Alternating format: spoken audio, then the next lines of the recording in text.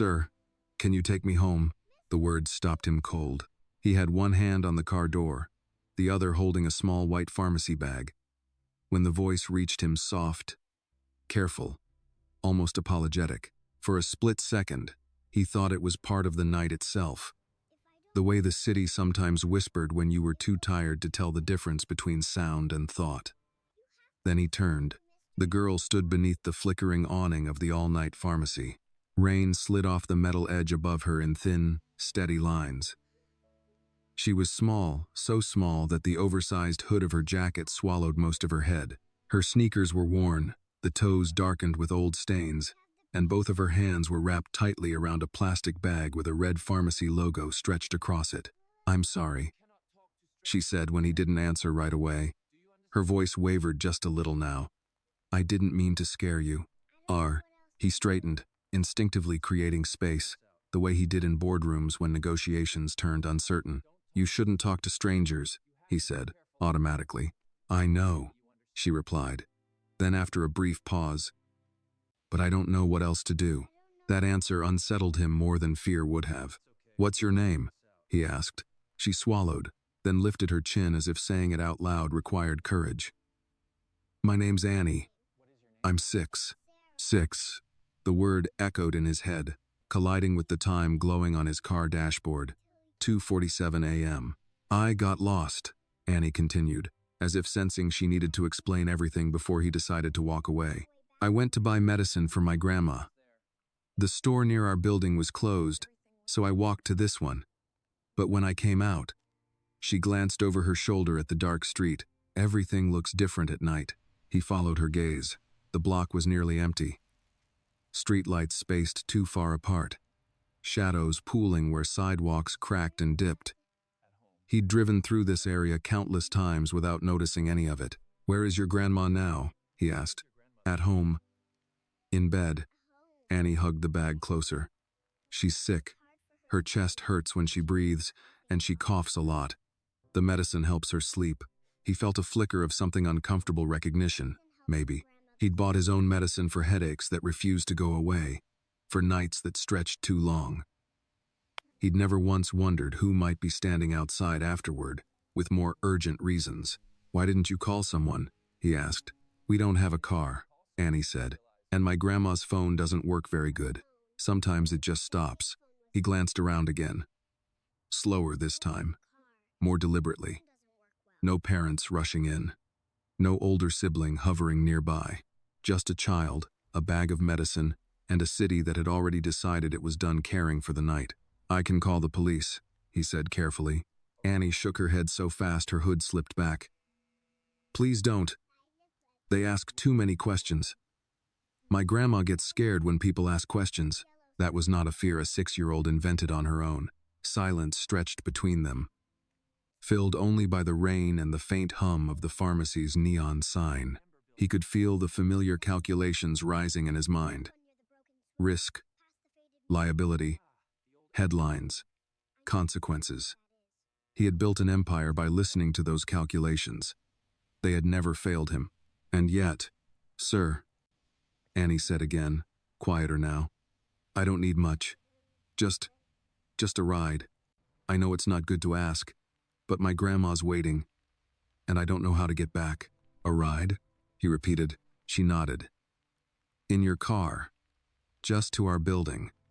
I can show you. It's near the old playground, the one with the broken swings." He knew exactly which playground she meant. He'd approved a redevelopment proposal for that block years ago. It had stalled. Budget issues. Priorities elsewhere. "I can't just put you in my car," he said, though the words felt weaker than they should have. "I'll sit in the back," Annie offered quickly. "I won't touch anything. I promise. I just need to get home." "We go." He studied her face, searching for something: panic, manipulation, anything that would make this easier to categorize. There was none, just exhaustion and a kind of stubborn hope that adults were supposed to be able to handle things. "You're very brave," he said before he could stop himself. Annie shrugged. "My grandma says I have to be. She says the world doesn't slow down just because you're small." That hit harder than any plea. He looked down at his car, sleek and expensive, built for comfort and distance. Then he looked back at Annie, standing in damp sneakers under a failing light, holding medicine like it was the most valuable thing she owned. In his mind, a voice whispered, "This is how trouble starts." Another voice, quieter, older, answered, "This is how you decide who you are." "All right," he said slowly. "We'll do this the safe way. You sit in the back seat. I keep the doors unlocked, and you tell me where to go. If anything feels wrong, we stop immediately. Do you understand?" Annie's eyes widened, not with excitement, but with relief so sudden it nearly undid him. "Yes, sir. I understand." He unlocked the car and stepped back, giving her space. She opened the rear door carefully, climbed in, and folded her hands in her lap exactly as promised, the pharmacy bag resting on top like a fragile offering. As he got behind the wheel, the interior lights dimmed, and the rain traced slow lines down the windshield. He hesitated with his hand on the ignition. This was not a favor he could forget tomorrow. He knew that now. "Which way, Annie?" he asked. She leaned forward slightly. "Left," she said. "And thank you. My grandma will be really relieved." He started the engine. The car pulled away from the pharmacy, leaving behind the bright lights and the illusion that help was always close by. Ahead of them, the street narrowed, darker and quieter, leading into a part of the city he'd always passed through but never entered. At 2:47 a.m., with a lost 6-year-old in his back seat and medicine meant to keep someone alive through the night, he realized something irreversible had begun. Not just a ride home, a reckoning. The car moved slowly at first, easing away from the pharmacy and into the narrow street beyond. The windshield wipers whispered back and forth, clearing thin arcs through the rain. Inside the cabin, it was warm and quiet in a way that felt almost intrusive, like a private room neither of them had planned to share. Annie sat exactly as she'd promised, small hands folded in her lap, the pharmacy bag resting on top. She watched the passing streetlights with serious attention, as if memorizing each one. "You said left," the man said, breaking the silence. "Yes, sir. Here." She pointed, careful not to lean too far forward. He signaled and turned. The road narrowed immediately, the kind of street designed decades ago and never updated, patched and repatched until it felt more like a suggestion than a plan. Row houses pressed close together, their brick faces darkened by age and rain. Most windows were black, but here and there a single light glowed, muted and tired, like someone had fallen asleep without turning it off. "How often do you walk this far?" he asked. "Not usually," Annie said. "Only when we have to." "When do you have to?" "When my grandma runs out of medicine," she replied. There was no complaint in her voice, no drama, just a fact, stated plainly, the way adults talked about bills or weather. He tightened his grip on the steering wheel. "And that happens? A lot?" "Sometimes," she thought for a moment, "more in the winter. The cold makes her chest worse." He nodded, though she couldn't see him. Winter. Cold. He thought of the climate-controlled buildings he moved through every day. The way temperature had become another variable he never needed to worry about. Somewhere along the way, comfort had stopped feeling like a privilege and started feeling like a right. "What does your grandma's name mean?" he asked, surprising himself with the question.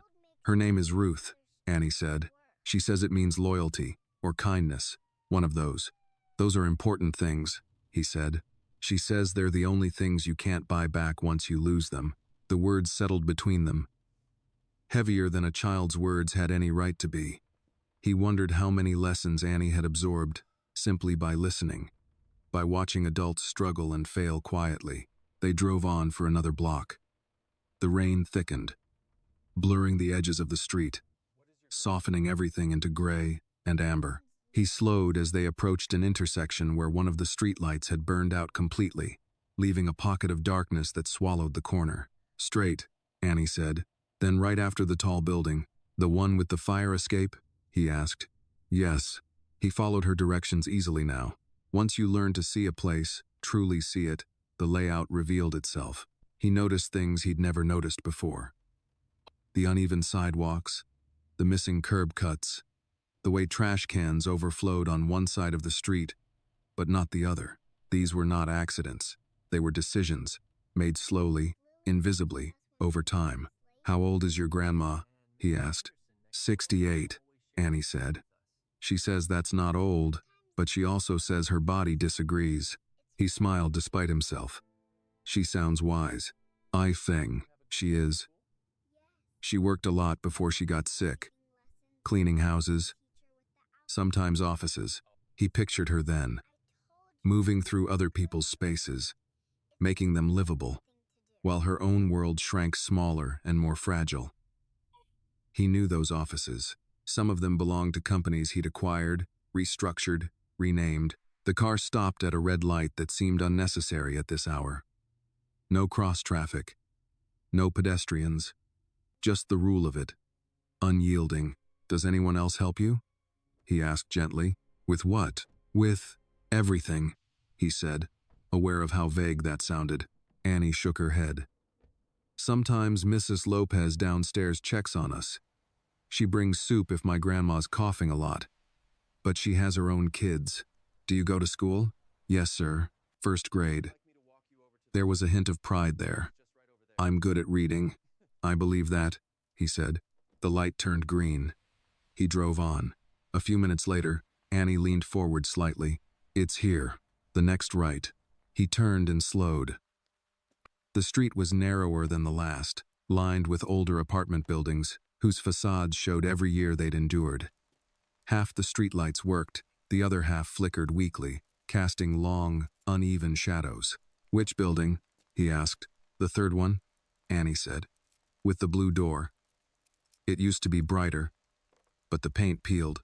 He saw it, a squat building with a cracked stoop and a door that had once been cheerful and now looked tired. Someone had tried to repaint it without sanding first. The effort showed. He pulled over and put the car in park. For a moment, neither of them moved. "Thank you for bringing me," Annie said softly. "I know you didn't have to." He turned in his seat, careful to keep his hands visible, his movements slow. "Are you sure you'll be okay from here?" "Yes," she nodded. "It's just up the stairs. My grandma will be awake."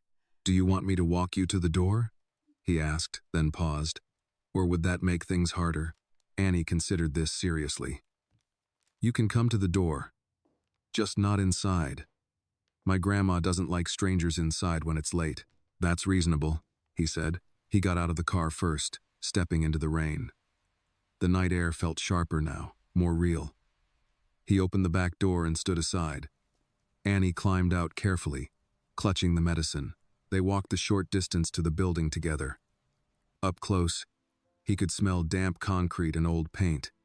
Annie unlocked the door with a small key she wore on a string around her neck. Before she went in, she turned to him. "You didn't tell me your name." He hesitated. Names carried expectations, but some moments deserved honesty. "It's Daniel," he said. "Just Daniel." "I'm Annie," she replied, as if reintroducing herself made the exchange complete. "I won't forget this." "I am," he believed her. As she pushed the door open, a thin line of warm light spilled into the hallway. Somewhere above them, a cough echoed, deep and rattling. Annie's shoulders tensed, then straightened. She looked back one last time. "She's going to sleep better tonight," she said. "Because of you." He watched her disappear inside, the door closing softly behind her. The light vanished. The building returned to its quiet. Daniel stood there for a long moment, rain soaking into his coat, listening to the city breathe around him. He felt no triumph, no relief, just a growing awareness that this night had slipped past the boundaries of a simple good deed. He had driven a child home, and somehow, that felt like the least of what he'd done. If this story moved you even a little, take a moment to show your support. Tap like, share your thoughts in the comments right where you are watching. And if you believe stories like this deserve to be heard, please subscribe to the channel. Your voice keeps these stories alive. Daniel sat behind the wheel longer than he meant to. The engine was still off. The dashboard lights glowed faintly, reflecting against the rain-speckled windshield. Through the glass, the blue door of the building looked duller than it had from the street, its chipped paint catching what little light the hallway offered before the door closed for good. Somewhere upstairs, Annie was climbing those stairs with medicine in her hands, counting steps the way children do when they're tired, but determined. Somewhere above that, her grandmother was waiting, listening for a familiar rhythm of footsteps, measuring time by coughs and silence. Daniel rested his forehead briefly against the steering wheel. This was supposed to be the end of it. That had been the agreement he'd made with himself the moment he pulled away from the pharmacy. Get her home. Make sure she's safe. Then return to your life. A clean line. No complications. No entanglements, yet his body hadn't moved to start the car. He straightened, exhaled, and finally turned the key. The engine came to life with a muted hum, too quiet for the thoughts crowding his head. He pulled away from the curb and drove to the end of the block before turning, the buildings slipping out of view behind him. As he navigated back toward the wider streets, the city felt different, not quieter. New York was never truly quiet, but sharper, as if the edges had been exposed. Every lit window he passed now suggested a story. Every dark one, a question. At a red light, he checked the time again. 3:12 a.m. He should go home. He had meetings in the morning. A schedule built weeks in advance. Assistants who measured his value in minutes. Sleep was already a lost cause. The best he could do was lie down and let his mind pretend to rest. Instead, he found himself dialing a number he hadn't intended to. "Daniel?" came the familiar voice after 2 rings, slightly groggy but alert. "I need a favor," he said. There was a pause on the other end. "It's 3 in the morning. I know. I wouldn't call if it could wait. I was done." Another pause, longer this time. "Is this business or personal?" Daniel watched the rain smear the traffic lights into color. "I'm not sure anymore." "All right," the voice said carefully. "Talk. I need to know what options exist," Daniel said. "Quiet ones, medical, community-based, not charities that put your face on a brochure." The voice sighed. "You're being vague." "I'm trying not to be reckless," Daniel replied. Then, after a beat, "There's a child involved, and an elderly caregiver. No insurance, chronic illness, silence, not confusion, recognition. Send me the address," the voice said finally. "I'll look into what's available in that zip code." "No promises. That's all I'm asking for," Daniel said. He ended the call before he could second-guess himself. The rest of the drive home passed in fragments.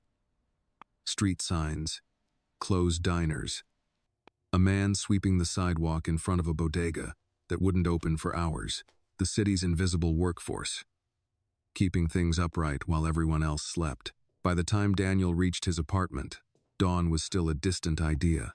He stood in the shower longer than usual, letting the water pound against his shoulders, hoping it might wash the night into something manageable. It didn't. Annie's voice followed him, calm and precise, replaying itself against the echo of tile. "I just need to get home." He dressed without turning on the television, made coffee he barely touched. When the sun finally rose, pale and tentative, it felt like an intrusion. At 8:30 a.m., his assistant called.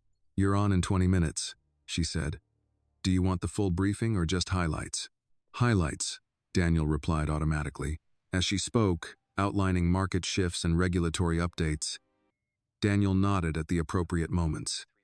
His body knew the routine. His mind drifted. At 9:17 a.m., another call came through, the same number from earlier. "I did some digging," the voice said. "It's not good." Daniel closed his office door. "Tell me, that building's been flagged before." "Not for anything dramatic, just neglect. Complaints about heating outages, slow maintenance. As for medical assistance..." A pause. "There are programs, long wait lists, paperwork your average person can't navigate without help." "And the grandmother?" Daniel asked. "Hospital visits in the past. ER, mostly. No consistent primary care. It's a cycle." Daniel leaned back in his chair, staring at the city below. "What about the child?"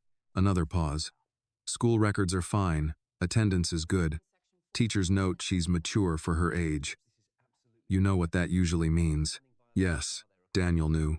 "She shouldn't be carrying this alone," he said quietly.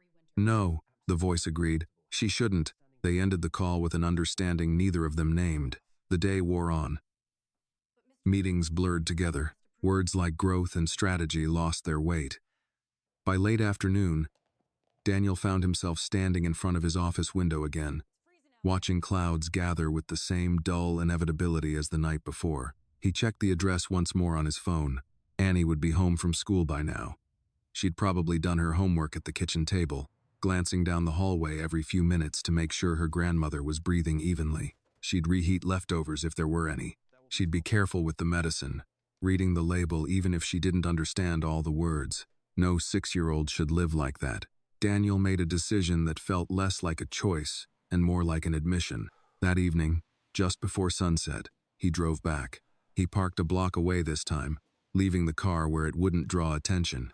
The building looked the same in daylight, no less tired, no less forgotten, but the street felt busier, alive with the low-level noise of people getting through another day. He walked to the blue door and stood there longer than necessary, listening. Voices inside. A television. The rhythm of ordinary life. When he knocked, the sound echoed more loudly than he expected. A moment passed, then another. The door opened a crack. Annie's face appeared, cautious at first. Then her eyes widened. "It's you," she said, surprised but not afraid. "Yes," Daniel replied. "Is your grandmother awake?" Annie nodded. "She's resting." The medicine helped. Daniel felt a quiet relief settle in his chest. "Would it be all right if I spoke with her?" he asked. "Just for a moment." "I won't stay long." Annie considered this, weighing it the way she seemed to weigh everything. Finally, she opened the door wider. "Okay," she said. "But she gets tired." "I'll be careful," Daniel promised. As he stepped inside, crossing the threshold of that small apartment, he understood something with absolute clarity. Last night had not ended when he drove away. It had only paused. The apartment was smaller than Daniel had imagined, and that surprised him. He wasn't sure why. He'd seen the building from the outside, understood what kind of neighborhood it sat in, but some part of him had still expected more space, as if hardship needed room to announce itself. It didn't. The living room held a sagging couch with a crocheted blanket draped over one arm, a small coffee table scarred with old rings, and a television that looked older than Annie. A narrow hallway led deeper into the apartment, and from somewhere beyond it came the faint sound of labored breathing, slow and uneven. Annie closed the door quietly behind him. "She's in the bedroom," she whispered. "She just fell asleep again." Daniel nodded, lowering his voice without thinking. "You were right. I won't stay long." Annie padded ahead of him, leading the way down the hallway. He noticed how carefully she walked, avoiding the creaky floorboard near the bathroom, stepping around a loose edge of carpet as if she'd memorized the terrain. This wasn't a child wandering through her home. This was a caretaker navigating a workplace. At the bedroom door, Annie paused and glanced back at him. "She doesn't hear very good anymore," she said. "So, you might have to speak up, but not too much. Loud noises make her cough." "I understand," Daniel said. Annie pushed the door open. The room smelled faintly of menthol and old fabric.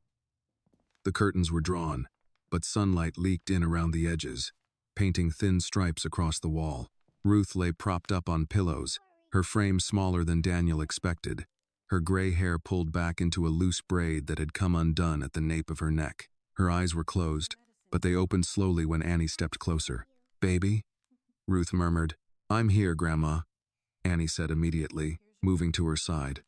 "You're okay. I got the medicine." Ruth's gaze shifted, focusing past Annie for the first time. She frowned slightly, then blinked. "And who's this?" she asked, her voice rough but steady. Daniel stepped forward just enough to be seen clearly. "My name is Daniel," he said. "I helped Annie get home last night." Ruth studied him for a long moment, the way people do when they've learned not to trust first impressions. Her eyes traveled from his face to his coat, his shoes, the careful way he held himself. "You a doctor?" she asked. "No, ma'am." "A policeman?" "No." She nodded once. "Good." Annie smiled faintly, as if this was the expected answer. "She got lost," Daniel said, choosing his words with care. "She asked me for help. I thought it was important she got home safely." Ruth's expression softened, just a little. "That was kind of you," she said. "Not everyone would stop." "No," Daniel agreed. "They wouldn't. Good me." Ruth coughed then. A deep, rattling sound, that seemed to shake her entire body. Annie was instantly at her side, reaching for a glass of water on the nightstand, helping her sit up just enough to sip. Daniel watched, feeling a familiar discomfort settle in his chest. He had seen illness before, of course. He'd funded hospital wings, attended charity galas, where diseases were discussed in abstract terms. This was different. This was personal, immediate. When the coughing subsided, Ruth leaned back against the pillows, breathing slowly. "You didn't have to come back today," she said to Daniel. "Annie told me you already did enough. I wanted to make sure you were all right," he replied. She gave a short, humorless laugh. "That's a rare thing, wanting to make sure." Silence filled the room, not awkward, but heavy with things unsaid. "I won't stay long," Daniel said again. "I just wanted to check in, and to ask if there's anything you need." Ruth's eyes sharpened. "Careful," she said. "That's a dangerous question." Daniel met her gaze. "I know." Annie looked between them, sensing something she didn't fully understand but recognized as important. Ruth sighed. "What we need and what we can accept aren't always the same," she said. "I've lived long enough to know that." Daniel nodded. "I respect that." Another pause. Then Ruth asked, "Why?" The question was simple, but it landed with precision. "Why help us?" she continued. "You don't know us. You don't owe us anything." Daniel hesitated. There were a dozen answers he could give, each one safer than the truth. Responsibility, decency, doing the right thing. All of them felt insufficient. "Because Annie shouldn't have to be that brave," he said finally. "Not at her age." Ruth closed her eyes for a moment. When she opened them again, they were wet. But she didn't let the tears fall. "She's been brave her whole life," Ruth said quietly. "She didn't get a choice." Daniel felt the weight of that settle deep. "I don't want to interfere," he said. "But I do want to help in ways that don't make things harder for you. If you'll allow it." Ruth studied him again, longer this time. "You talk like a man who's used to getting his way." Daniel almost smiled. "Almost. I'm trying not to do that here." Ruth shifted slightly, wincing as she did. "If you're looking to ease your conscience, money won't do it. I've had people offer before. They like the idea of helping more than the act itself." "I'm not here for my conscience," Daniel said. "I'm here because this system is broken, and you're paying for it." Ruth let out a tired breath. "Aren't we all?" Annie had been quiet, her hand resting lightly on her grandmother's arm. Now she spoke up. "He bought medicine too," she said. "For his head." Ruth looked at Daniel, one eyebrow lifting. "That so?" "Yes, ma'am." "Well," Ruth said, managing a faint smile. "Misery does love company." The moment softened something in the room. Daniel felt it, subtle but real. "I should go," he said. "You need rest." Ruth nodded. "Thank you for bringing her home, and for coming back." As Daniel turned to leave, Annie followed him to the hallway. "Will you come again?" she asked, not demanding, just curious. Daniel considered the question. The honest answer scared him a little. "Yes," he said. "If that's all right." Annie smiled then, fully. The kind of smile children only give when something heavy lifts just enough. He stepped back into the hallway, then out into the late afternoon light. The city sounded louder now, buses groaning, voices rising, life resuming its relentless pace. Daniel stood on the stoop for a moment, breathing it in. This wasn't charity. This was involvement, and he knew, with a certainty that made his stomach tighten, that once you stepped into someone else's reality like this, there was no clean way back out. Daniel didn't go straight home after leaving the building. He walked instead, letting the city absorb him the way it always did when he needed time to think. The sidewalk was busy now, the after-work crowd moving with purpose, headphones in, eyes forward. No one looked twice at him. In this neighborhood, he was just another man in a coat, another figure passing through. But he didn't feel like a passerby anymore. He replayed the scene in the bedroom over and over. The smell of menthol, Ruth's labored breathing, the way Annie hovered with the quiet vigilance of someone twice her age. He'd told himself he wasn't interfering, that he was just checking in. The truth sat heavier than that. He was already involved. By the time he reached his car, the decision had settled into something solid. Not a plan yet. Plans required distance. This was closer to resolve. That night, Daniel made calls he rarely made himself. Not to assistants, not to public-facing charities. He called people who worked behind the scenes, people whose names never appeared on plaques or donor lists. A former hospital administrator who'd left after clashing with a board. A nonprofit director who specialized in navigating Medicaid approvals without making families feel interrogated. A retired social worker who still knew which offices actually answered their phones. He listened more than he spoke. Each conversation sketched the same picture from a different angle. Ruth's situation wasn't unusual. It was common. Painfully so. Elderly caregivers falling through cracks that were wide enough to swallow entire families. Children adapting because no one else would. People think neglect is loud, the retired social worker told him. But most of the time, it's quiet. It looks like responsibility handed down until it breaks someone. Daniel stared out his window as she spoke, the city lights blurring into one another. What would help first? He asked. Consistency, she replied. A doctor who knows her history.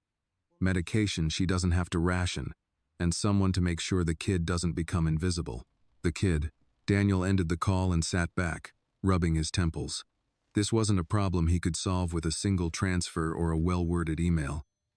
This was a process. Slow, bureaucratic, resistant to shortcuts. And yet, he knew how systems moved. He'd spent his life learning where pressure changed outcomes. The next afternoon, he returned to the building. This time, he brought groceries. Nothing extravagant. Soup, fresh fruit, bread, tea, things that felt normal, unremarkable. He didn't want to arrive like a solution, just a person. Annie opened the door before he knocked, as if she'd been listening for his footsteps. You came back, she said. Yes, Daniel replied. Is this a good time? She nodded and stepped aside. Grandma's awake. She's watching her show. The living room looked the same as before, but now Daniel noticed details he'd missed. A stack of mail on the table, unopened. Prescription bottles lined neatly by the television. Labels worn from handling. A school backpack by the couch, frayed at the seams. Ruth sat upright now, wrapped in a sweater that looked too thin for the season. The television murmured softly. A daytime talk show playing to an audience of none. Well, Ruth said when she saw him. You're persistent. Daniel smiled faintly. I brought some things, only if it's all right. She eyed the bags. We don't need charity. I know, he said. That's why I brought groceries, not money. That earned him a thoughtful look. Annie helped unpack without being asked, moving efficiently, putting things away where they belonged. Daniel watched her, struck again by how practiced she was. No wasted motion, no excitement, just quiet competence. Ruth cleared her throat. You make a habit of this? She asked Daniel. Dropping in on strangers' lives? No, he said honestly. This is new, she snorted. Lucky us. Daniel took a breath. I've been making some calls, trying to understand what options exist that won't disrupt your life more than it already has been. Ruth stiffened slightly. I didn't ask for that. Is Dang to do the work? I know, Daniel said. And nothing will happen without your consent. I wanted to talk first. Annie paused, glancing between them. Ruth studied him, searching for the angle. What do you want in return? Daniel didn't hesitate. Nothing. That's not an answer, she said. It's the only honest one I have. He replied. I don't want credit. I don't want gratitude. I want Annie to be a kid. And I want you to get care without having to fight for every inch of it. Away. Silence settled over the room. Ruth leaned back, exhaustion etched deep into her face. You think you can fix what broke long before you showed up? No, Daniel said quietly. But I think I can take some weight off, if you let me. Annie edged closer to her grandmother, her hand slipping into Ruth's. Ruth closed her eyes for a long moment. When she opened them again, something had shifted. Not trust. Not yet. But willingness. All right, she said. We can talk. Just talk. No decisions. Islata goaded. That's fair, Daniel replied. Over the next hour, they talked. Ruth spoke about her health in blunt terms. The pain that flared without warning. The fear of hospitals. Born from past bills she still didn't understand. Annie listened closely, correcting small details, reminding her grandmother of things she'd forgotten. Daniel took mental notes, careful not to interrupt. He learned that Annie woke up early to make breakfast, that she packed her own lunch most days, that she checked the medicine schedule better than any alarm. When it was time to leave, Daniel stood by the door, hesitating. I'll come back, he said, with information, options. Nothing will be decided without you. Ruth nodded. We'll see. Annie walked him to the door. Thank you for the soup, she said. Grandma likes soup. I'm glad, Daniel replied. As he stepped out into the hallway, Annie looked up at him. You're not scared, are you? He considered the question. I am, he admitted. But not of the right things. She seemed to think that over, then nodded. That's okay. Grandma says being scared doesn't mean you stop. Daniel smiled. Walking back to his car, he understood something clearly now. Helping them would cost him time, energy, attention, maybe more. But doing nothing would cost something too. And this time, he was choosing what kind of cost he was willing to pay. Daniel learned quickly that good intentions moved slower than money. The following days settled into a rhythm he hadn't planned for and couldn't quite escape. Mornings were still filled with meetings, calls layered over calls, the familiar language of growth projections and risk exposure. But now, threaded through all of it, were other conversations quieter, more precise, and far less forgiving. He spent hours on the phone with clinics that promised sliding scale care but booked months out. He listened to administrators recite policy as if it were scripture, each clause another locked door. He watched his own patients tested in ways no negotiation ever had, because there was no leverage here that felt clean to use. At night, when the city dimmed and the calls stopped, Annie's face returned to him. Not pleading, not grateful, just expectant in that steady way children have when they believe adults mean what they say. By Thursday, he had something tangible, not a miracle, not a solution, but a start. He drove back to the building in the early evening, the sky streaked orange and gray, the air heavy with the promise of rain. He parked farther down the block again, out of habit now, and walked the rest of the way. Annie opened the door before he knocked. You came back, she said, as if confirming a theory. Yes, Daniel replied. Is your grandmother up? She's in the kitchen, Annie said. She's making tea, even though she shouldn't be standing so long. With CY, Daniel followed her inside. The apartment smelled warmer tonight, ginger, lemon, something faintly sweet. Ruth stood at the counter, leaning slightly, one hand braced against the edge. I told her to sit, Annie whispered. She doesn't listen. Ruth turned when she heard them. I listen fine, she said. I just don't obey. Daniel smiled. That tracks. She lowered herself into a chair with a controlled exhale. What brings you back this time? I have information, Daniel said, and questions. Still no decisions. Ruth nodded once. All right. They sat at the small kitchen table, the tea between them steaming gently. Annie took her usual place beside her grandmother, legs swinging slightly, alert but quiet. There's a clinic 3 neighborhoods over, Daniel began. They can take you on as a patient within 2 weeks. It's not perfect, but it's consistent. Same doctor, regular follow-ups. Ruth raised an eyebrow. 2 weeks is fast. It is, Daniel agreed. They had a cancellation, and someone who knows how to navigate their intake process. Ruth studied him over the rim of her mug. Someone you called? Yes. And what does that cost? She asked. On paper? Daniel said. Very little. In practice, time and paperwork. I can help with that part if you want. Silence followed, dense and careful. And the medicine? Ruth asked. There's a pharmacy program tied to the clinic, Daniel said. They'll cover most of it. The rest, we'll figure out. Ruth's jaw tightened. I don't want to owe you. Daniel met her gaze steadily. You don't. That's not how it works, she said. Nothing comes free. I'm not asking for anything in return, he said again. Not now. Not later. Ruth looked down at her hands.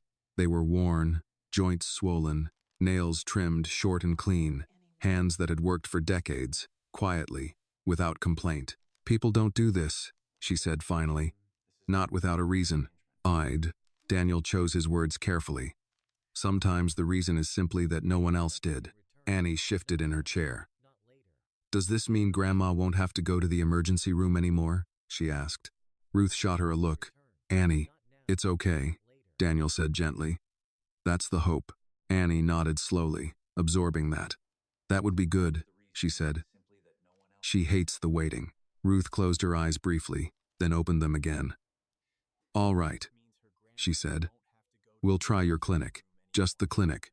Nothing else yet." "That's fair," Daniel replied. He reached into his coat and pulled out a folder, not thick, not official looking, just organized. "This is the information," he said, sliding it across the table. "Appointments, directions, a name to ask for." Ruth didn't touch it right away. "And Annie?" she asked quietly. Daniel paused. "What about her?" "She's 6, Ruth said. "I won't always be here to manage this, and I won't have strangers circling her life." 8. "I don't want to manage her life," Daniel said. "And I don't want to circle it, but I do want to make sure she has support that doesn't disappear when things get hard." Ruth studied him. "Meaning?" "School programs, aftercare if you want it. Someone to help with logistics so Annie doesn't have to." Annie looked up. "I don't mind helping," she said quickly. Daniel smiled at her, then softened his voice.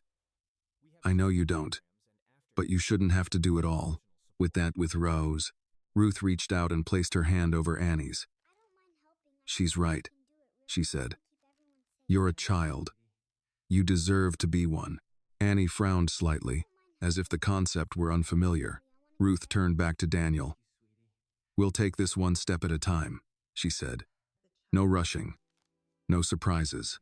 "Agreed," Daniel said. They talked a little longer, about practical things. Schedules, transportation, what Annie liked at school, and what she struggled with.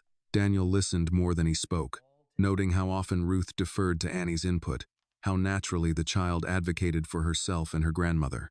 When it was time to leave, Daniel stood by the door again, the ritual already familiar. "Thank you," Ruth said. Not warmly. Not yet. But sincerely. "You're welcome," Daniel replied. Annie walked him to the hallway. "You did a lot today," she said. "So did you," Daniel replied. She considered that. "Grandma says people show who they are by what they keep doing, not what they say once." "She's wise," Daniel said. Annie nodded. "She is." As Daniel stepped back into the stairwell, he felt something settle into place. This wasn't about rescue, or saviors, or fixing broken things from the outside. This was about staying. And staying, he was beginning to understand, required a different kind of courage than walking away ever had. The first appointment was scheduled for the following Tuesday. Daniel knew the date without checking his calendar. He'd repeated it to himself enough times that it had settled into his body like a deadline that mattered more than any board meeting. Tuesday, 9:30 a.m., intake, new patient, bring documents, arrive early. He arrived earlier than that. The clinic sat on a corner between a laundromat and a discount grocery store, its brick exterior softened by a mural that tried hard to feel hopeful. Inside, the air smelled faintly of disinfectant and burnt coffee. Plastic chairs lined the walls, most of them already occupied. Daniel spotted Annie and Ruth immediately. They sat together near the far end of the room. Ruth wore her thin gray coat, buttoned all the way up, her posture straight but rigid. Annie sat beside her, feet dangling, swinging slightly in that slow, repetitive way children used to steady themselves in unfamiliar places. Daniel approached quietly, not wanting to startle them. "You're early," Ruth said, noticing him before he spoke. "So are you," Daniel replied. Ruth sniffed. "If you're late to places like this, they punish you by making you wait longer." Annie looked up and smiled. Not the full smile from before. Something smaller, more cautious. "Good morning," Daniel said. "Good morning," Annie echoed. They sat together then, three people from different worlds bound by the same uncomfortable bench. Around them, conversations murmured in half voices, Coughs. Paperwork shuffled. Someone arguing quietly at the front desk about a form they didn't understand. Daniel watched Annie as she took it all in. Her eyes moved constantly, noting exits, listening for her grandmother's breathing, absorbing the room like information she might need later. This wasn't new to her. A nurse called Ruth's name. Ruth stood slowly, leaning on her cane. Annie rose immediately, reaching for her hand. "She can come with me," Ruth said before the nurse could object. The nurse hesitated, then nodded. Of course, Daniel remained seated, deliberately so. This was their space. He had promised not to take over. He waited. Minutes stretched. Then more minutes. The waiting room thinned and refilled, time looping strangely the way it always did in places built on uncertainty. When Ruth and Annie returned, Ruth looked tired but alert. Annie's face was unreadable. "They want blood work," Ruth said, lowering herself into the chair. "And imaging, which means more appointments." Daniel nodded. "That's expected." Ruth eyed him. "You sound like someone who's done this before." "Ike, I've seen it," Daniel replied. "From the other side." "That figures," Ruth muttered. They scheduled follow-ups. Daniel wrote down dates, making sure Annie could see where everything went. He didn't want this to feel like something happening around her without her understanding. As they left the clinic, the morning had warmed slightly. The street was louder now, alive with the movement of people who had places to be. Annie tugged gently at Daniel's sleeve. "They were nice," she said. The doctor talked slow. "That's good," Daniel replied. Ruth nodded. He listened. "That's rarer than people think." They walked together toward the corner. Daniel paused. "I can drive you home," he offered. "If you'd like." Ruth considered this, then nodded. "All right." My legs could use the break. The ride back was quieter than before. Not tense, just thoughtful. Halfway there, Annie spoke up. "Are you coming again next time?" Daniel answered honestly. "If you want me to." "I teens CEO." Ruth glanced at Annie. Annie glanced back. "Yes," Annie said. Ruth sighed. "Looks like you've been voted in." Daniel smiled faintly. That afternoon, Daniel sat through a meeting he barely heard. Numbers moved across screens. Voices rose and fell. Someone joked about market volatility. Daniel nodded at the right times, but his mind was elsewhere. That evening, a different call came in. Not from a clinic. Not from a social worker. From his legal counsel. "I'm hearing things," the lawyer said. "You've been making inquiries, medical access, community services, that sort of thing." "Yes," Daniel replied. "There's concern," the lawyer continued carefully. "About optics, about exposure. You know how these things can spiral." Daniel leaned back in his chair. "I'm not doing anything illegal." "I didn't say you were," the lawyer replied. "I'm saying people notice when you step outside your usual lanes." Daniel stared out the window. "Let them notice." A pause. "This could complicate things." "Yes," Daniel said. "It could." He ended the call without further explanation. Later that night, he found himself walking again. Same neighborhood, same blue door. This time, he didn't knock. He stood across the street, watching the building as lights flickered on and off behind different windows. Somewhere inside, Annie was probably doing homework. Ruth might be resting, or watching television, or coughing quietly into a pillow she didn't want to wake the child with. Daniel understood something then that made his chest ache. Systems didn't break people all at once. They did it slowly, invisibly, by teaching children to be adults too soon, by teaching elders to expect less and less until expecting nothing felt like dignity. His phone buzzed.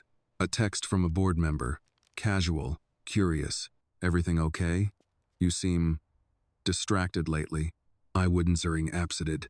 Daniel typed a response, then deleted it. Typed another. Deleted that too.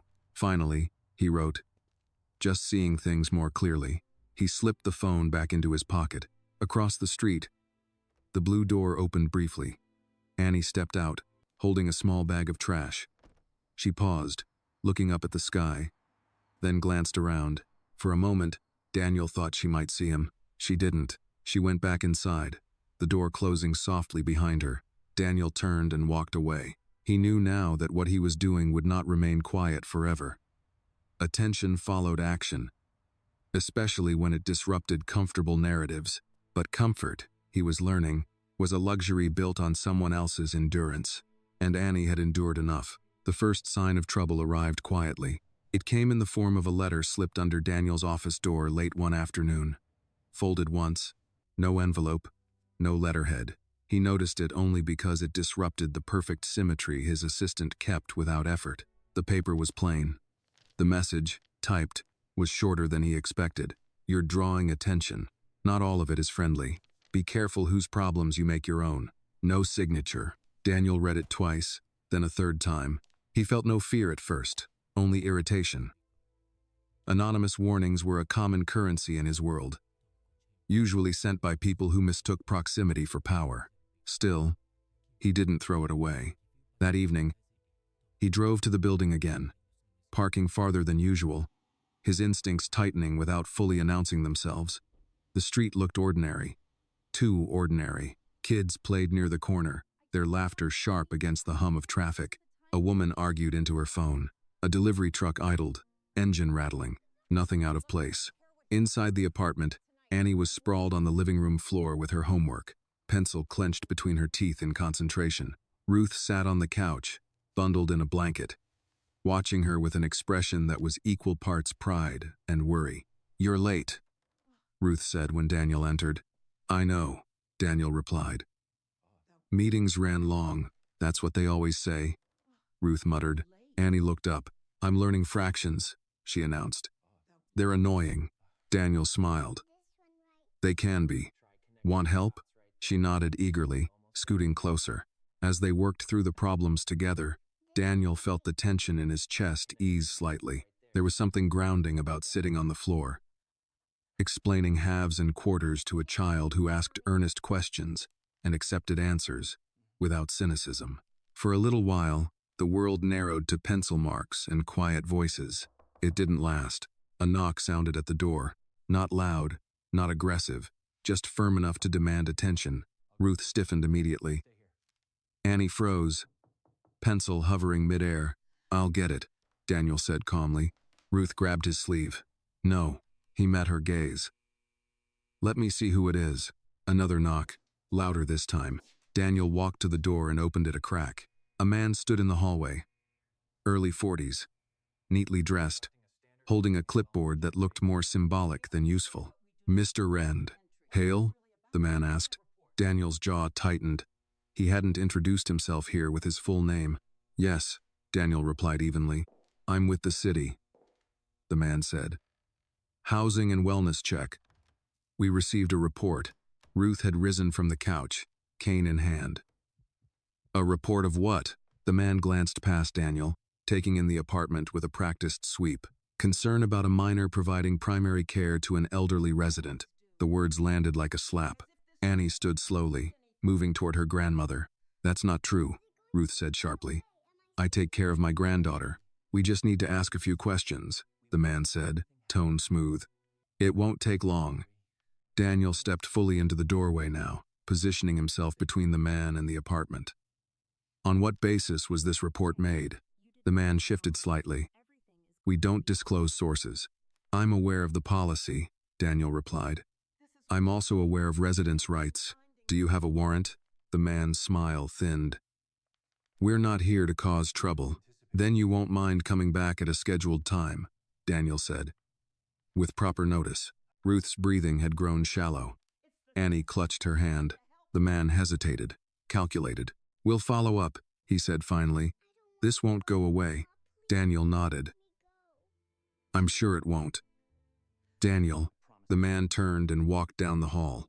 Daniel closed the door gently and leaned against it for a moment, listening to his own pulse. Ruth spoke first. Someone called them. Annie looked up, eyes wide. "Are they going to take me away?" "No," Daniel said immediately, kneeling to her level.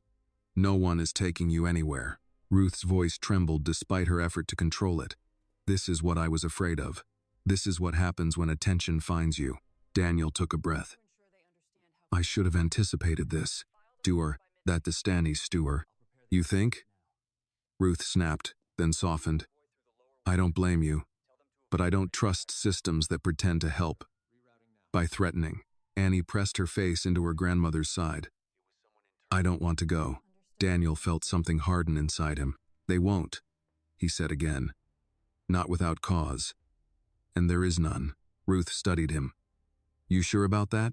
Daniel didn't answer right away. That night, after he left, Daniel made calls with a different tone than before. Lawyers, advocates, people who understood how quickly concern could be weaponized against the vulnerable. By morning, he had confirmation of what he already suspected. The report hadn't come from a neighbor. It had come from someone watching him, someone who believed pressure would make him retreat. Daniel stood in his office, the city unfolding beneath him, and felt the familiar calculus return. Risk, exposure, cost. But this time, there was something else in the equation. Annie's face when she'd asked if they were going to take her away. He picked up the phone and made one more call. This stops now, he said when the line connected. Quietly or publicly. A pause. Then, you're making this bigger than it needs to be. Daniel's voice was calm. No. You did. He ended the call and stared out at the city, knowing the line had been crossed. This was no longer just about help. It was about protection. Daniel did not sleep that night. He lay on top of the covers in his apartment, fully dressed, the city's distant sirens threading through the silence like a warning he could no longer ignore. Every time he closed his eyes, the same image returned. Annie's face pressed into her grandmother's side, small shoulders tight with fear, asking a question no child should ever have to ask. Are they going to take me away? By morning, the fear had hardened into something else. Resolve. Daniel arrived at his office before sunrise. The building was quiet, the kind of quiet reserved for janitors and men who preferred to move before the world noticed. He made coffee himself, black, untouched on his desk as he began making calls. Not favors this time. Instructions. By 9 o'clock, his legal team was assembled in the conference room. 2 attorneys, one specializing in family law, the other in administrative oversight. Both listened carefully as Daniel laid out the situation. Every detail precise, unemotional. This was not a random welfare check, he concluded. It was triggered intentionally. The family lawyer nodded slowly. Then we treat it as harassment disguised as concern. And escalation? Daniel asked. Likely, the administrative attorney said. Once a report is made, they rarely stop at one visit, especially if they believe the environment includes influence. Daniel almost smiled. Almost. Good, he said. Then we get ahead of it. By midday, formal notices were drafted. Requests for documentation, demands for transparency, a clear paper trail establishing that Annie was not neglected, that Ruth was receiving medical care, that no child endangerment existed. Daniel knew the language well. He'd used it to protect companies. Now, he was using it to protect 2 people the system barely saw. That afternoon, he went back to the building. Ruth opened the door this time, her expression guarded but relieved when she saw him. They didn't come back, she said. They won't without warning, Daniel replied. Not now. Annie hovered behind her, peeking around the doorway. You're not mad, are you? Annie asked quietly. Daniel crouched down in front of her. At you? Never. At Grandma? No. Annie hesitated. At me? Daniel met her eyes. The only people I'm mad at are the ones who think scaring a child is acceptable. Is occluded. She seemed to consider that, then nodded once. Inside, the apartment felt different. Tighter. As if the walls themselves had heard the knock and hadn't relaxed since.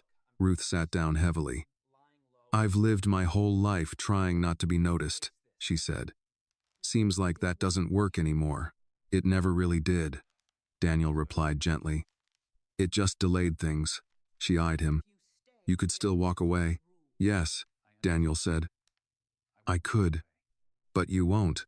No, Ruth seahed. Then we need rules. Daniel nodded. I agree. They talked for a long time. Boundaries were drawn carefully. Daniel would not make decisions without Ruth's consent. Annie would not be questioned without an advocate present. Any further contact from city agencies would go through Daniel's legal team first. This doesn't make you our boss, Ruth said firmly. I wouldn't want to be, Daniel replied. It makes you what then? Daniel thought for a moment. A shield. For now. And Ruth studied him, then gave a small nod. All right. For now. Annie listened closely, absorbing every word. Later, as Daniel prepared to leave, Annie followed him into the hallway. They're scared of you, she said matter-of-factly. Who is? Daniel asked. The people who came. Annie replied. They don't like it when someone stands in front. Daniel smiled faintly. You noticed that? She shrugged. You stood like this. She squared her tiny shoulders, imitating his stance at the door. Grandma stands like that when she means no. Something in Daniel's chest tightened. That was very observant, he said. She looked up at him. Are you going to get in trouble? Daniel considered the question carefully. Maybe. That's bad, Annie said. Sometimes, he replied. Sometimes, it's necessary. She thought about that. Grandma says trouble finds you faster when you're doing the right thing. Daniel nodded. She's right. That evening, as Daniel walked back to his car, his phone rang. An unfamiliar number. He answered. You're overstepping, a man's voice said calmly. Older, confident. This isn't your role. Daniel stopped walking. You made it my role when you used a child as leverage. A pause. You don't understand the attention you're inviting. Daniel smiled. Cold this time. I understand it perfectly. And I'm not blinking. Another pause. Longer now. This ends when you back off. That is heated. No, Daniel said. This ends when you do. He ended the call and slipped the phone into his pocket. For the first time since this began, he felt something close to certainty. The warning letter. The welfare check. The anonymous pressure. It was all meant to test him. To see if he would retreat into comfort and distance. He hadn't.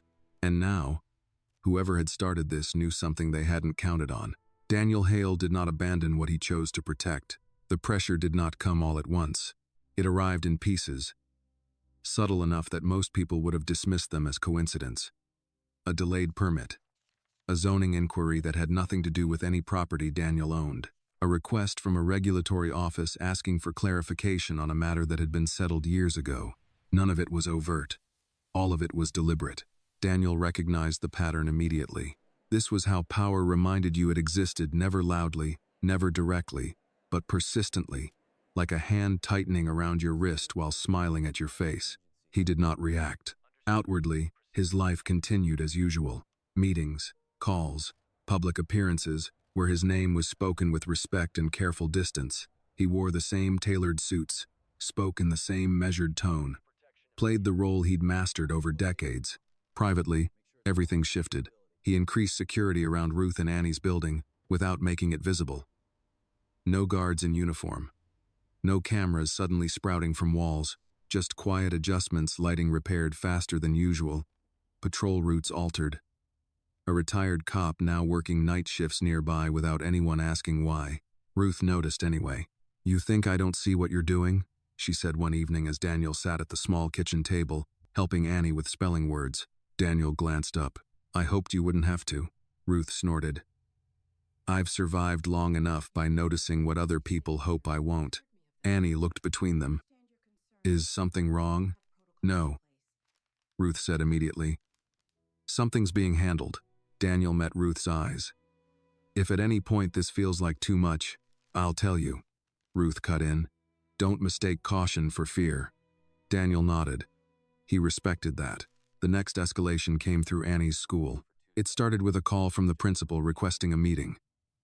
Polite. Routine. Daniel attended with Ruth, sitting slightly back, making sure his presence didn't dominate the room. We've noticed some changes, the principal said, folding her hands on the desk. Annie is bright, attentive, but she seems alert, almost hyper-aware. Ruth stiffened. She's always been observant. Of course, the principal said quickly. We're not concerned. We just want to ensure she has the support she needs. Daniel leaned forward slightly. What kind of support?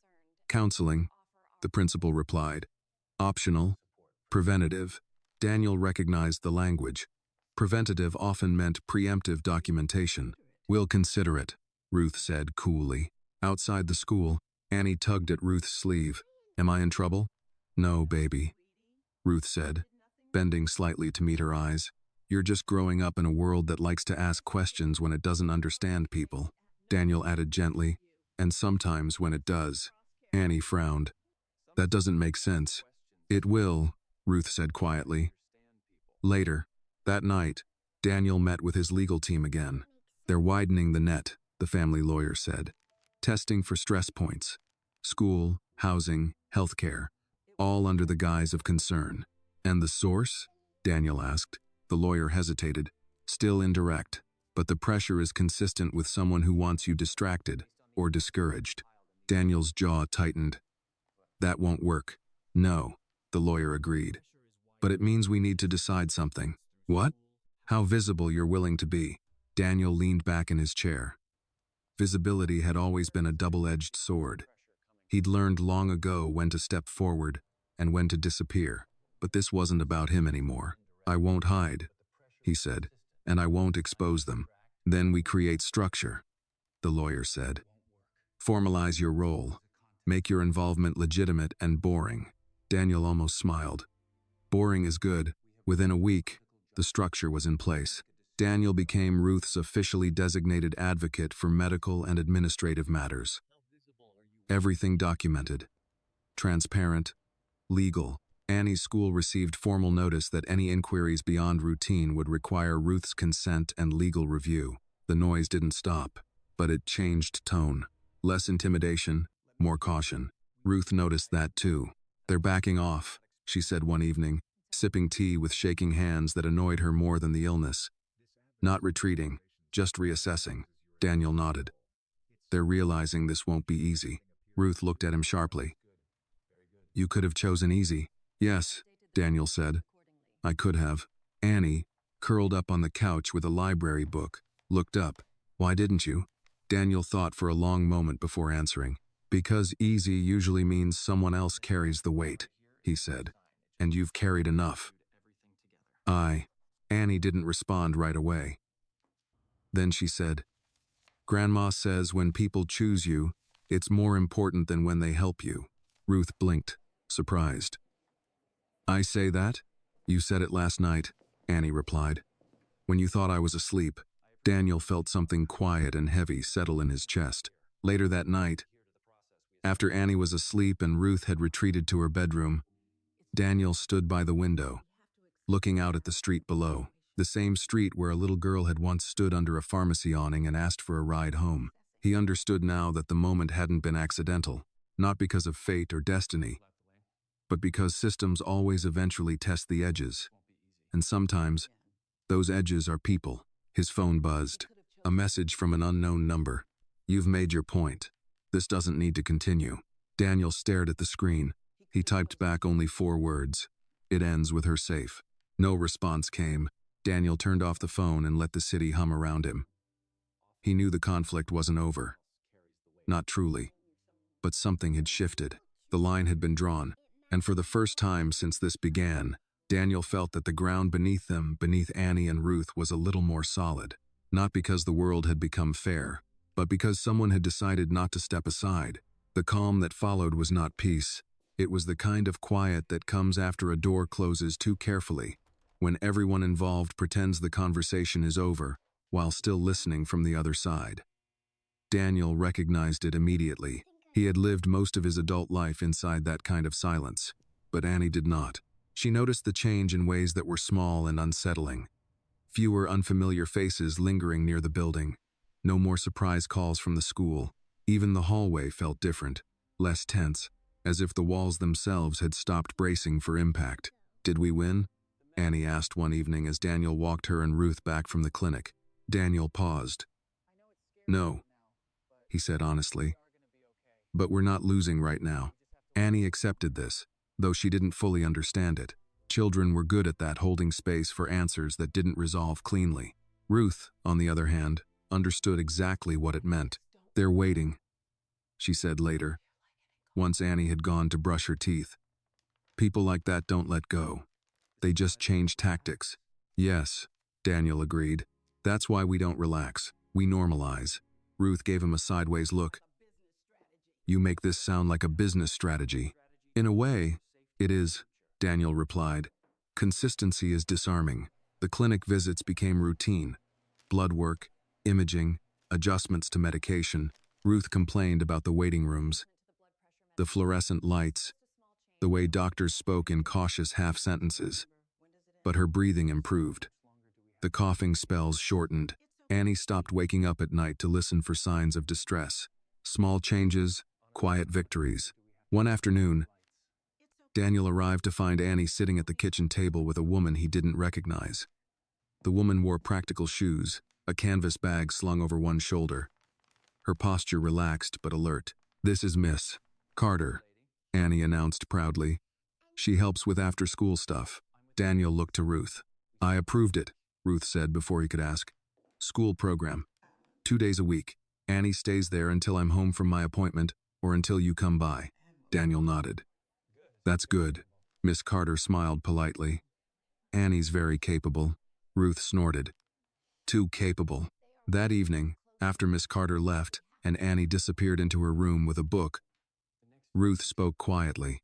I don't want her thinking she's being handed off, she said. I want her to know she's supported, not managed. I agree, Daniel said. Support should feel like scaffolding, not a cage. Ruth studied him. You didn't grow up poor. No, Daniel replied. But I grew up invisible. Different problem. Same damage. That earned him a thoughtful look. Weeks passed. The pressure stayed distant but present, like bad weather on the horizon. Daniel continued his work, splitting his time between worlds with increasing precision. He did not speak publicly about Annie or Ruth. He did not retreat either. Visibility, when controlled, became armor. The next test came unexpectedly. Daniel was in his office when his assistant knocked, her expression unreadable. There's a woman here to see you, she said. She says it's personal. Daniel frowned. Did she give a name? She said you'd know why she's here. Daniel exhaled slowly. Send her in. The woman who entered was in her late 50s. Well-dressed but not ostentatious. Her hair was silver, her expression sharp but not hostile. She closed the door behind her carefully. You've caused quite a ripple, she said without preamble. Daniel gestured to the chair across from him. Sit.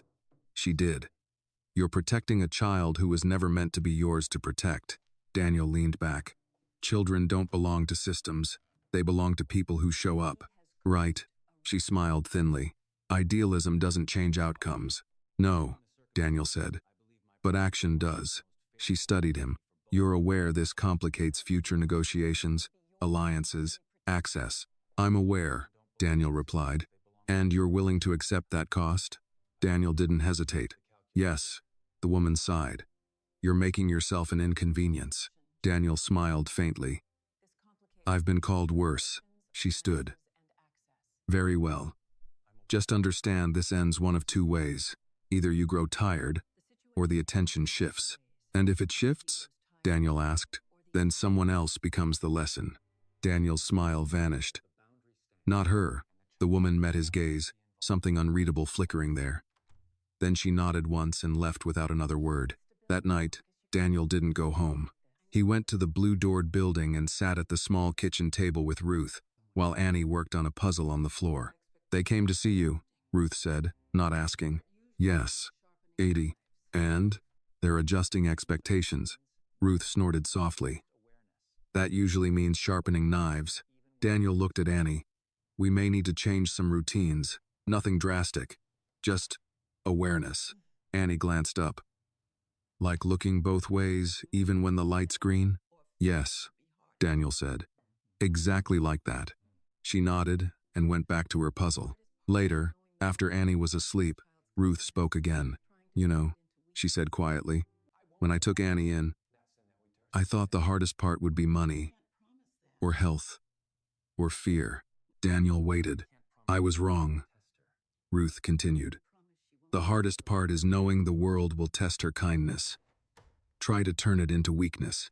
Daniel felt the weight of that settle deep. I won't let that happen, he said. Ruth looked at him, tired but steady. You can't promise that. No, Daniel admitted. But I can promise she won't face it alone. Ruth nodded. That's all anyone can ask. As Daniel left that night, he paused at the door, listening to the quiet apartment behind him. A child sleeping. An old woman breathing easier than she had months ago. Outside, the city continued its restless churn. Daniel understood now that the real conflict wasn't with the people applying pressure. It was with the idea that some lives were negotiable. He had chosen his side, and he would hold it. Winter arrived without ceremony. One morning, Annie woke to frost, tracing delicate patterns across the apartment window, thin white veins branching like a map she couldn't read yet. She pressed her palm to the glass and pulled back quickly, startled by the cold. "Grandma," she called. "It's freezing outside." Ruth smiled faintly from her chair. That's how winter announces itself. No warning, just presence. Dime-eyed. Daniel arrived later that afternoon carrying a new coat for Annie. Navy blue, practical, warm without being showy. He handed it to her quietly, without comment. Annie slipped it on, testing the sleeves. "It's heavy," she said. "That's the point," Daniel replied. "Some things are meant to hold weight." Ruth watched the exchange with a careful eye. She didn't object. She no longer objected to everything. That alone told Daniel how much had changed.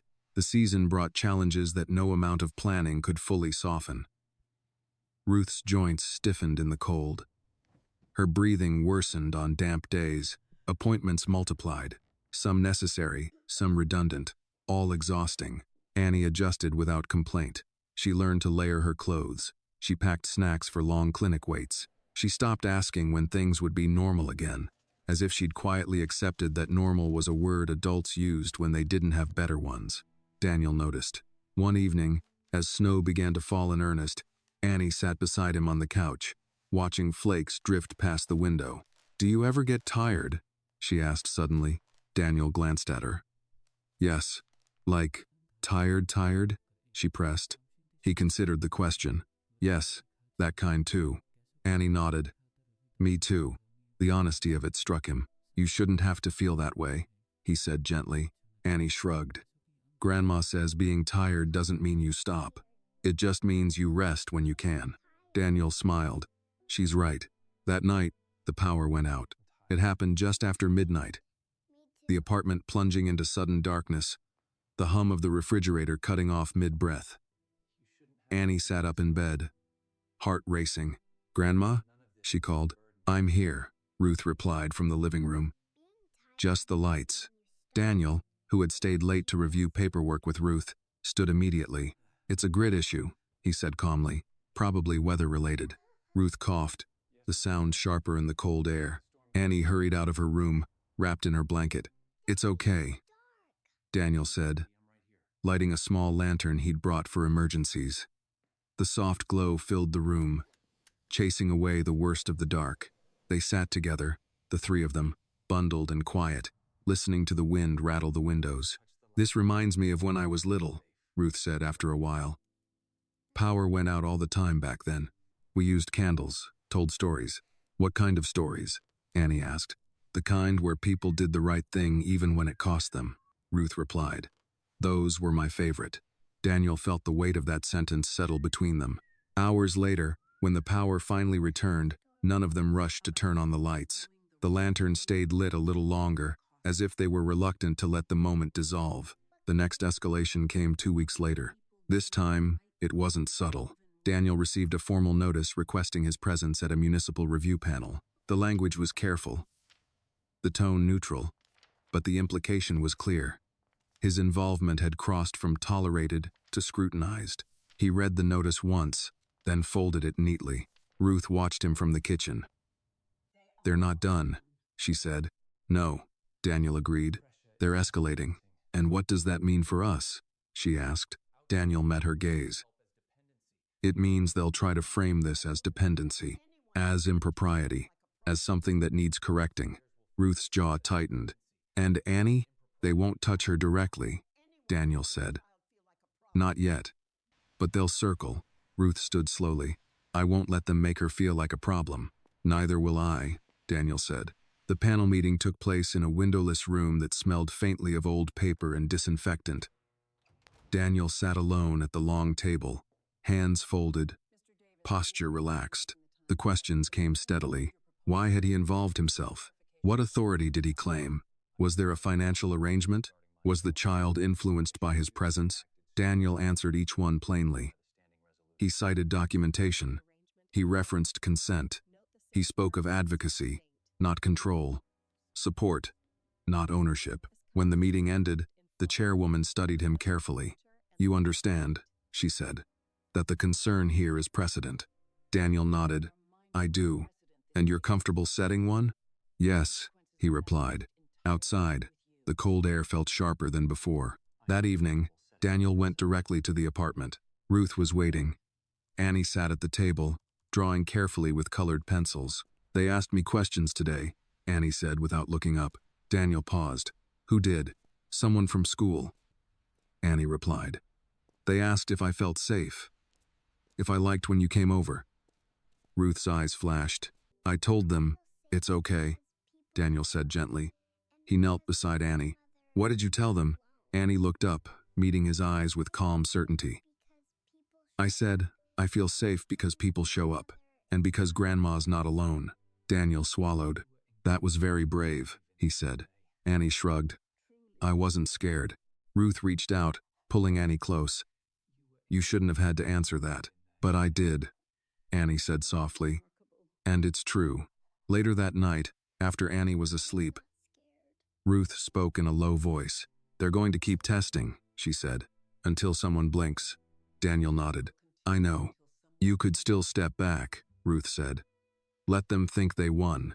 Daniel looked at the hallway leading to Annie's room. That would teach her the wrong lesson. Ruth studied him for a long moment. "Which is, that people disappear when things get uncomfortable," Daniel said. "And I won't be that person."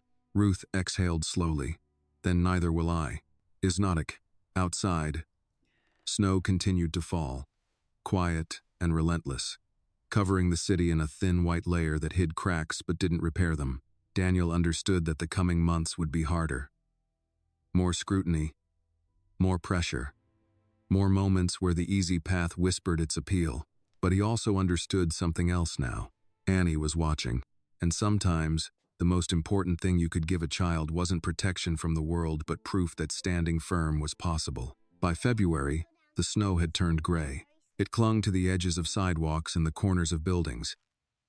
No longer clean or gentle, but stubborn, compacted by weeks of footsteps and neglect. Annie learned to step around the worst patches, guiding Ruth with a confidence that no longer surprised anyone. Daniel noticed the way people looked at them now, not openly, not rudely, just long enough to recognize that something about this small family didn't fit the expected shape. A white man in an expensive coat walking beside a black child and her elderly grandmother through a neighborhood most people passed without seeing. Curiosity mixed with suspicion. Familiar, tired reactions. He ignored them. What mattered was inside the apartment. Ruth's health stabilized, not dramatically, but steadily.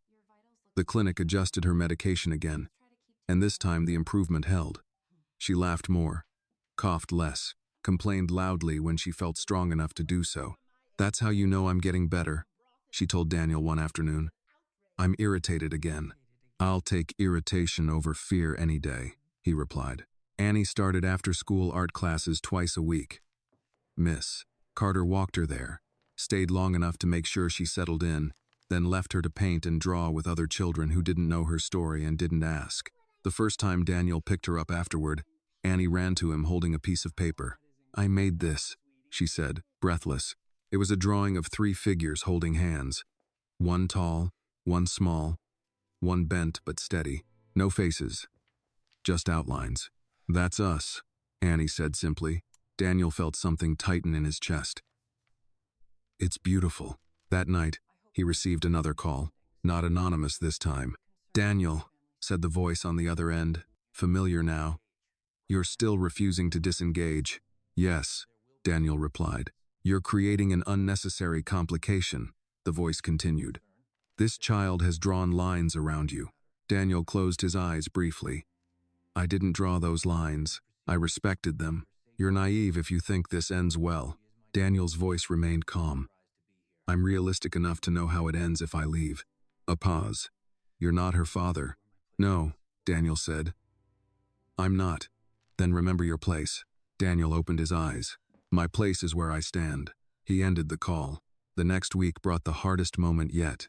Ruth collapsed in the kitchen just after noon.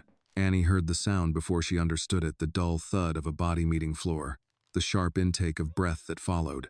She ran in, heart pounding, and dropped to her knees beside her grandmother. Grandma, she whispered. Grandma, stay awake. Ruth tried to speak but couldn't. Her eyes fluttered. Annie did exactly what she'd been taught. She grabbed the phone, dialed, spoke clearly, answered questions without panic. When Daniel arrived minutes later, breathless and pale, the paramedics were already there. At the hospital, time lost its meaning. Daniel sat with Annie in a plastic chair, holding her hand while machines beeped and nurses moved with practiced urgency behind closed doors. Annie didn't cry. She didn't fidget. She stared straight ahead, jaw set, eyes bright with unshed tears. She's strong, Daniel said quietly. I know, Annie replied. But strong people get tired too.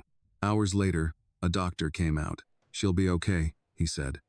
It was a complication, but we caught it in time. Annie sagged against Daniel, relief breaking through her control at last. He held her as she cried, small shoulders shaking, the weight she'd been carrying spilling out in silence. When Ruth woke later that evening, groggy but alive, the first thing she said was, "Did Annie call it in?" "Yes," Daniel replied. "She did everything right. It is another." Ruth reached for Annie's hand. "I knew you would." Annie wiped her eyes. "You scared me." Ruth smiled weakly. "Good. Means you care." Daniel stayed at the hospital all night. By morning, the story had shifted. Hospital administrators asked questions. Social workers reviewed files. Notes were made. Observations logged. And again, the familiar edge returned. A woman in a gray blazer introduced herself to Daniel mid-morning. "There's concern," she said gently, the way people always said that word, about the child's emotional burden. Daniel felt his patience thin. "She saved her grandmother's life." "Yes," the woman said. "And that's exactly the concern." Ruth overheard from the bed. "Don't you dare," she rasped. "Don't you dare turn her strength into pathology." The woman hesitated. "We're just trying to ensure." "Ensure what?" Ruth snapped. "That she learns helplessness? That she waits quietly while people fall apart around her?" Silence filled the room. Daniel spoke then, voice low but unyielding. "Annie has support. Documented. Consistent. She is not alone. And she is not exploited. She is loved." The woman glanced at her clipboard, then nodded stiffly. "We'll note that." After she left, Ruth closed her eyes. "They don't like children who can name the truth," she murmured, "especially when the truth makes adults uncomfortable." Daniel looked at Annie, sitting quietly by the window, watching snow melt into slush on the street below. "They won't make her small," he said. Ruth opened her eyes and met his. "No, but they'll try." That night, Daniel walked out of the hospital into cold air that burned his lungs. He stood there for a moment, steadying himself. This had crossed another line. What began as help had become defense. What began as defense had become commitment. And commitment demanded something deeper now. When he returned to the apartment days later, after Ruth was discharged and settled back into her bed, Annie met him at the door. "You stayed," she said. "Yes," Daniel replied, "even when it got scary." "Yes," Annie nodded, absorbing that. "Grandma says some people only love when it's easy," she said. "Others love when it costs something." Daniel knelt in front of her. "Which do you think matters more?" She didn't hesitate. "The second one." Daniel smiled, though his eyes burned. Outside, winter began to loosen its grip, just barely. Snow melted into water, water into movement. Nothing disappeared. It only changed form.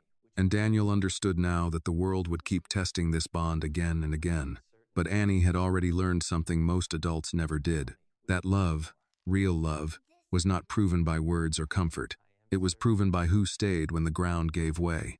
Spring did not arrive all at once. It came in pieces, warmer mornings followed by stubborn cold. rain that smelled faintly of earth, the slow return of color to trees that had looked dead for months. Annie noticed every change. She always did. "Look," she said one afternoon, pointing to a small green bud pushing through the soil near the front steps. It didn't give up.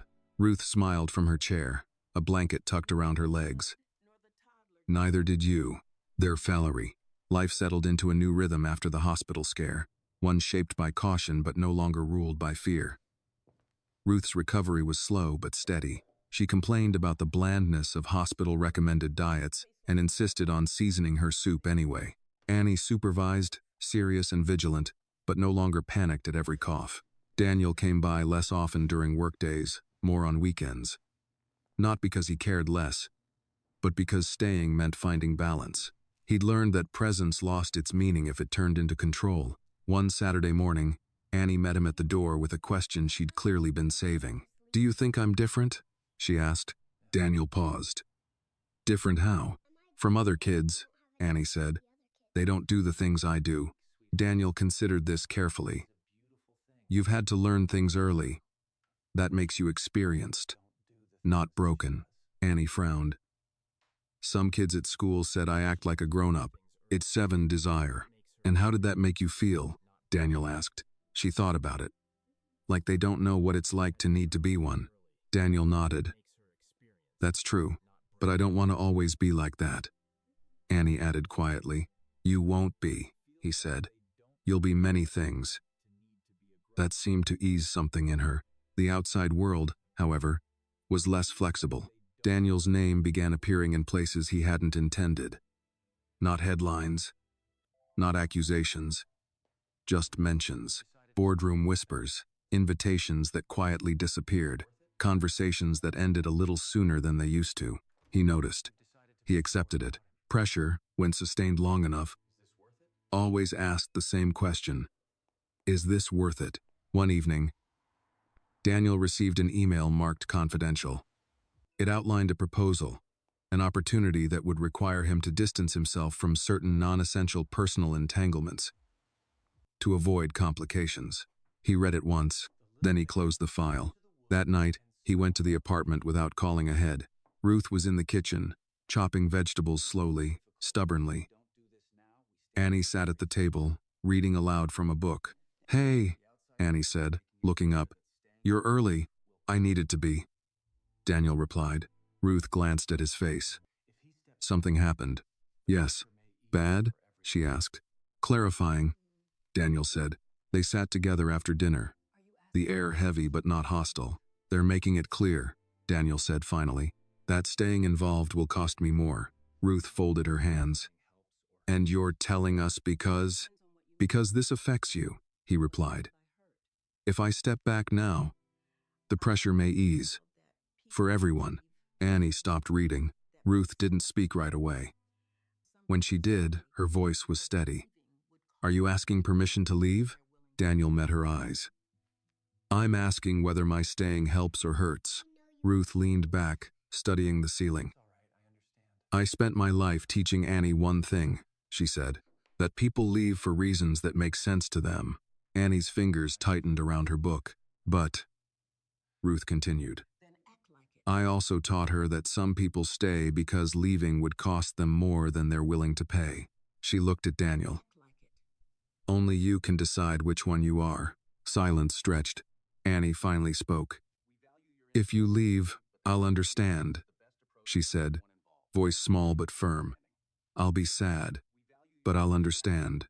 Daniel felt that land deeper than any threat. "I don't want you to understand that," he said quietly. "I want you to know something else is possible." Ruth nodded. "Then act like it." The next weeks tested that resolve. A reporter called, fishing gently, politely. Daniel declined. A city official requested a private conversation. Daniel attended, listened, and left without agreeing to anything. The message was clear. Alignment had a price. Independence had consequences. Daniel chose consequences. One afternoon, as Annie walked home from school with Miss Carter, a car slowed beside them. Not aggressively. Not obviously. Daniel's security noticed. That was the moment everything sharpened. He increased protection not visible, not dramatic, but undeniable. Ruth noticed the shift immediately. "This is what I didn't want," she said one night. "The sense that danger follows us." Daniel nodded. "I know. And yet," Ruth added, "I don't want you to go." Annie sat quietly between them. "I'm not going," Daniel said. "But we need to be honest," Ruth said. "This is bigger now. Bigger than kindness. Bigger than good intentions." "Yes," Daniel agreed. "It's about drawing a line." Annie looked up. "What kind of line?" "The kind that says some things aren't for sale," Daniel replied. Spring deepened, trees bloomed, the city softened around the edges, pretending winter had never happened. At school, Annie was asked to write an essay titled, "Someone Who Changed My Life." She wrote about her grandmother first. Then, without hesitation, she wrote about Daniel. Not as a hero, not as a savior, as someone who stayed. When the teacher called Ruth to talk about it, Ruth cried quietly after hanging up. She didn't write about money, Ruth said to Daniel later, or safety, or help. "What did she write about?" Daniel asked. "Consistency," Ruth replied. "She wrote that it's easier to be brave when someone stands still beside you." "Is Oxus?" Daniel felt something close to pain and pride twist together in his chest. That night, he stood alone on the fire escape, looking out over the city. He understood now that what he'd stepped into could not be resolved cleanly. There would be no final victory, no neat ending, only ongoing choice. Stay, protect, absorb the cost, or step back and let the world revert to its defaults. Daniel already knew what he would do, but he also knew the next chapter would demand more than resolve. It would demand action. The line was crossed on a Tuesday. It wasn't dramatic. No sirens, no raised voices. Just a thin envelope slipped under the apartment door sometime between midnight and dawn. Ruth found it first. She stood in the hallway holding it with 2 fingers, as if paper alone could be contagious. Annie was still asleep. Daniel arrived 20 minutes later, summoned by a single sentence Ruth had spoken into the phone.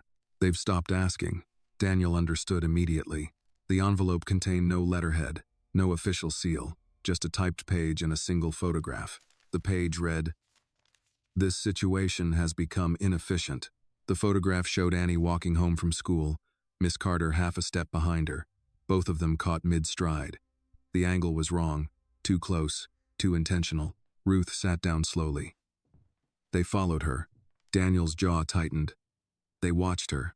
"That's worse," Ruth said. Daniel didn't disagree. Annie woke to an apartment that felt different. Quieter, but not peaceful. She took one look at their faces and stopped. "What happened?" she asked. Ruth hesitated. Daniel knelt in front of her. "Someone made a bad choice," he said carefully. "And now we need to make sure you're extra safe for a while." Annie studied his face. "Did I do something wrong?" "No," Daniel said immediately. "This has nothing to do with you doing anything wrong." She looked at the photograph on the table anyway. Recognition flickered. "They took my picture," she said softly. "Yes," Daniel replied. "And that wasn't okay." Annie nodded once. No tears, no panic, just understanding that landed too early for a child her age. "What happens now?" she asked. Daniel stood. "Now I stop being polite." The next 48 hours moved fast. Daniel pulled resources he'd never used for personal reasons. Not to intimidate, not to retaliate, but to clarify boundaries. Surveillance was traced. The photographer identified. The chain of instruction exposed just enough to make a point. Ruth watched it unfold from the sidelines, uneasy, but resolute. "This is escalation," she said one night. "Yes," Daniel replied. "But not ours." "You sure about that?" she asked. Daniel met her gaze. "They wanted silence. I'm giving them light." "Iwezest." Annie stayed with a trusted family friend for 2 nights. A woman Ruth had known since church days long ago. Annie packed her backpack carefully, bringing books, pajamas, and the drawing she'd made months ago. "Just in case," she said. Daniel drove her there himself. The car ride was quiet until Annie spoke. "You're angry," she said. "Yes," Daniel replied honestly. "Are you angry like when grown-ups yell?" she asked. "No," he said. "I'm angry like when something precious is threatened. She nodded. That's the kind of angry grandma understands. The meeting came on Friday. No invitations, no intermediaries, just a location and a time delivered through channels that had suddenly become very cooperative. Daniel arrived alone. The room was spare, neutral, designed to feel temporary. Two men waited inside, both older, both practiced at appearing reasonable. This has gone far enough, one of them began. Daniel didn't sit. You involved a child, and, crazed, we documented a situation, the other said smoothly. You stalked a 6-year-old, Daniel replied. Call it what it is. Silence followed. You're forcing our hand, the first man said. Daniel leaned forward slightly. No, you forced mine. He laid out the information calmly. Names, dates, patterns. The fact that everything they'd done was already known in places they did not control. I will not negotiate Annie's safety, Daniel continued. You don't get to test how much pressure it takes for me to disappear. And what if we don't back down? The second man asked. Daniel straightened. Then you become the example. They looked at him differently then. Not impressed, not frightened, measured. The meeting ended without agreement, which, Daniel knew, was a kind of victory. That evening, Annie came home. She ran into the apartment, backpack bouncing, relief visible in every movement. Ruth held her for a long time, breathing her in like oxygen. Daniel stood back, watching. Are they gone? Annie asked. For now, Daniel said. Annie considered this. For now is okay. Later, after Annie was asleep, Ruth poured tea with shaking hands. You crossed into something dangerous today, she said. Yes, Daniel replied. And you'd do it again. Yes. Ruth looked at him steadily. Then we need to talk about the future. Daniel nodded. I agree. I am Cifres. They spoke late into the night. About guardianship. About contingencies no one ever wanted to consider. About what would happen if Ruth's health failed suddenly. About what Annie would need if the world tried again to shrink her.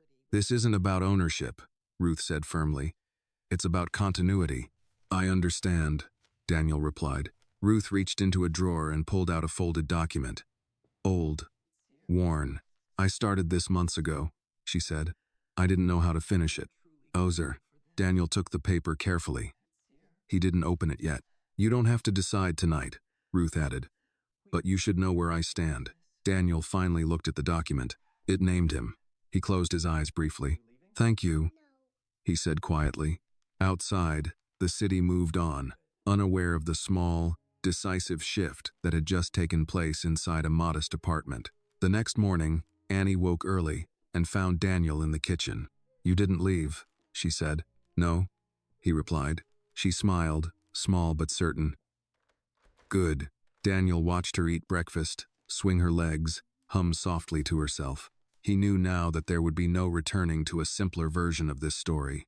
There would only be the work of protecting what mattered and accepting the cost. And somewhere deep inside, he understood something else. This was no longer about standing beside a child. It was about standing in front of her. The paperwork took longer than Daniel expected.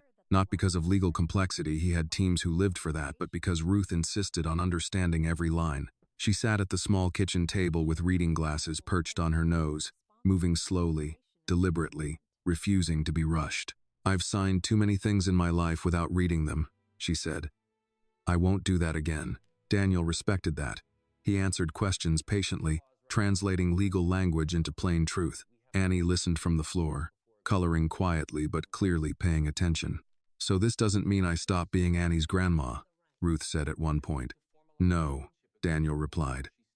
It means if something happens, Annie doesn't get lost in the system while people argue. Ruth nodded. And it doesn't mean she has to live with you. No, Daniel said again. It means she has options. Ruth glanced at Annie. You hear that? Annie looked up. Options are good, she said. Options mean you don't get stuck. Ruth smiled faintly. You've always been too smart. The documents were finalized 2 weeks later. Nothing dramatic changed on the surface. Annie still went to school. Ruth still complained about her medication. Daniel still split his time between meetings in the apartment. But underneath, something had settled. Certainty. The pressure didn't stop. It adjusted. Daniel noticed men who looked a little too long in public places. He noticed questions that circled instead of landing, invitations that came with unspoken conditions. He declined them all. What surprised him was how little he resented it. One evening, as he walked Annie home from a library program, she asked a question he hadn't expected. "Do you ever wish you were invisible?" she asked. Daniel thought about it. "I used to." "What changed?" she asked. "I realized invisibility protects you," he said. "But it doesn't protect anyone else." Annie nodded, considering that. "Being seen is scary." "Yes," Daniel agreed. "But sometimes it's necessary." Spring gave way to early summer. School let out. Annie grew restless in that way children do when routine disappears. Ruth's energy fluctuated. Better on some days, worse on others. Daniel adjusted again. He hired a tutor for Annie, not because she was behind, but because she was curious. He arranged for swimming lessons at a community center, insisting on low-key, public settings. "You don't need to live like you're hiding," he told Ruth. "You just need to be aware." Awareness became habit. Then came the request Daniel had been expecting. A meeting, not hostile, not friendly, framed as reconciliation. Daniel considered it carefully before agreeing. Ruth was direct when he told her.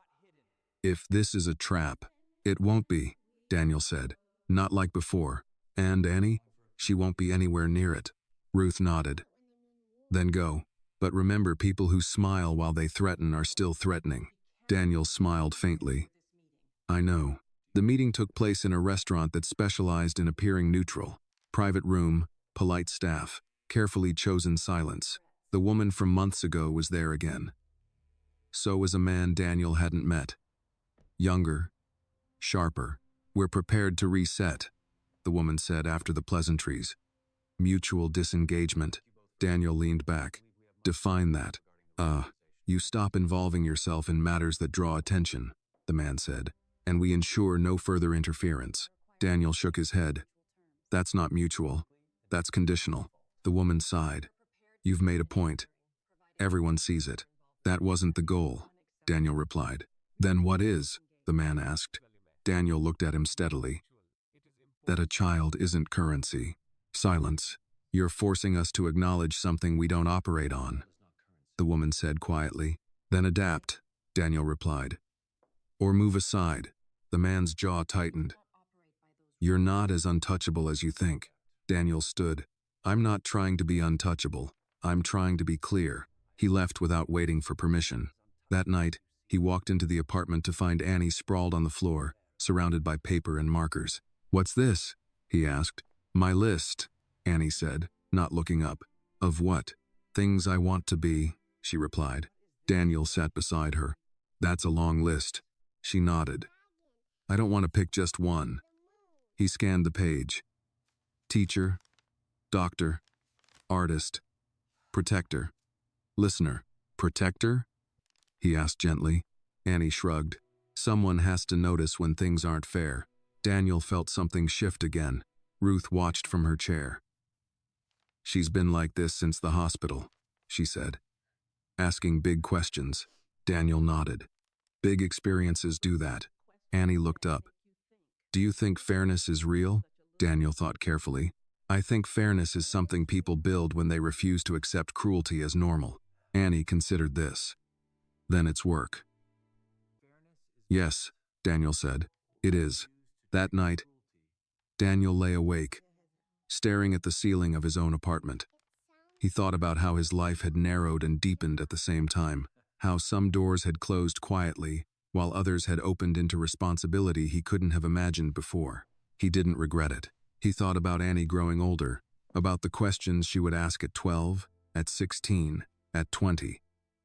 About the day she would see the world clearly enough to judge his choices. He hoped she would see that he stayed, not because it was easy, not because it made him feel powerful, but because some moments asked you to decide who you were and then live with the answer.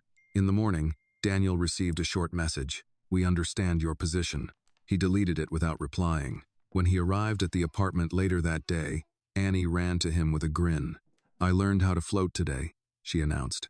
"That's impressive," Daniel said. "It's about trusting the water," she explained seriously. "You don't fight it. You just stay calm. Daniel smiled, recognizing the metaphor immediately.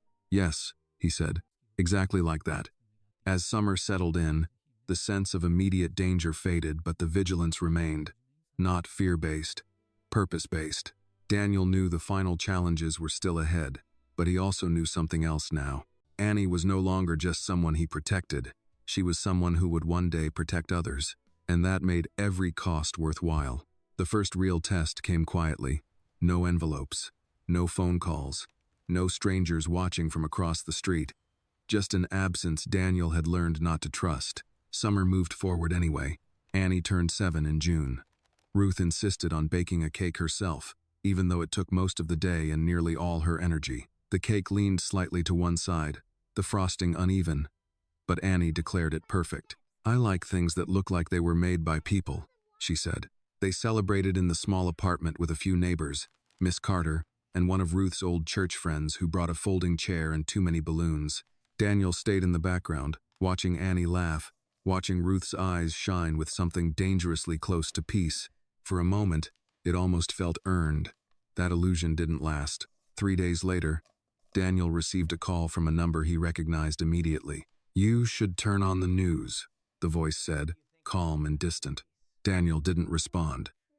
He didn't need to. He turned on the television. The story was framed carefully.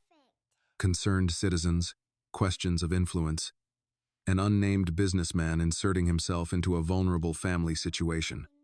No accusations, just doubt, the kind that spread. Daniel turned the TV off before the segment ended. By the afternoon, messages began arriving. Board members, partners, old allies who spoke carefully, as if choosing words from a shrinking list. You might want to clarify. This is becoming visible. Is there something you should tell us? Daniel answered none of them. Instead, he went to the apartment. Ruth was already aware. Someone had knocked earlier. A journalist. Polite but persistent. Annie had been at swimming lessons. They didn't push, Ruth said. Not yet. Daniel nodded. They want reaction. Well, Ruth said dryly, they won't get panic. Annie returned an hour later, hair still damp, cheeks flushed. Why was my name on the TV? She asked. Daniel felt the question settle heavily in the room. Because sometimes, he said carefully, people talk about things they don't understand. Did I do something wrong? Annie asked. Ruth spoke before Daniel could. No, baby, you didn't do anything but exist. Annie frowned. That seems like a lot of trouble for just existing. Daniel almost smiled. Almost. That night, Daniel made a decision he had delayed for months. He went public, not loudly, not defensively. He issued a single statement. No names, no explanations of power or wealth, just clarity. He spoke about responsibility, about consent, about choosing to stand with a family at their request, not for gain, not for image. He refused to dramatize Annie's life. He refused to explain Ruth's health. He refused to apologize. He ended with one sentence. Children are not leverage, and care is not a crime. The reaction was immediate. Some support, some backlash, some silence from places that used to answer his calls on the first ring. Daniel expected all of it. What he didn't expect was the call from Annie's school. The principal's voice was cautious. We've had some inquiries. Daniel closed his eyes. And we handled them, the principal continued. Annie is safe here. She's loved here. I wanted you to know that. Oh, Daniel exhaled slowly. Thank you. When he told Ruth, she sat back, exhausted but relieved. They're not all blind, she said. No, Daniel agreed, just loud. The real confrontation came a week later. A meeting was requested, formal this time, with documentation, with lawyers present on both sides. Ruth insisted on attending. I won't have people talking about my granddaughter like she's a theory, she said. They can say it to my face. Take you one. The room was larger than the others had been. More witnesses. More careful language. Concerns were raised. Reassurances offered. Subtle suggestions made. Daniel listened. Ruth did not. You want to know what's best for Annie? She said finally, voice thin but steady. What's best is that she knows the adults in her life don't disappear when things get uncomfortable. The room shifted. One man cleared his throat. "This isn't about discomfort." Ruth leaned forward. "Then why are you so uneasy?" Silence. Annie was not present, but her presence filled the room anyway. Daniel spoke last.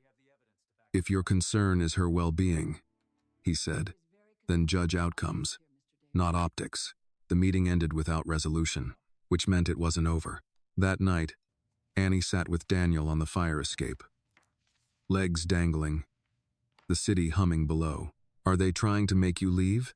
she asked quietly. Daniel didn't lie. "Will you?" she asked. Daniel looked at her, really looked at her.